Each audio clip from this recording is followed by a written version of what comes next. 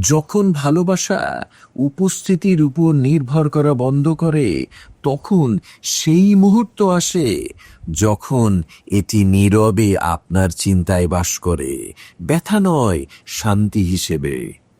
আপনি আর তাকে দেখতে প্রয়োজন অনুভব করেন না, তার স্মৃতি আপনার অস্তিত্বের অংশ হয়ে যায়। কুইন ভিক্টোরিয়া ও প্রিন্স অ্যালবার্ট, 19 শতাব্দী ইংল্যান্ড। প্রিন্স অ্যালবার্টের মৃত্যুর পর কুইন ভিক্টোরিয়া তাকে 40 বছর ধরে শোক জানিয়েছিলেন। তিনি তার কক্ষ অস্পর্শিত রেখেছিলেন, প্রতিদিন তার কথা লিখতেন এবং নিজের মৃত্যু পর্যন্ত কালো পোশাক পরতেন। যদিও তিনি চলে গিয়েছিলেন, কুইন ভিক্টোরিয়ার জীবন ছিল তার স্মৃতির চারপাশে আবদ্ধ। অর্থ, তার অনুপস্থিতি কখনো মনের শূন্যতা তৈরি করতে পারেনি, তার ভালোবাসার স্থায়িত্ব হয়ে উঠেছিল জীবনব্যাপী।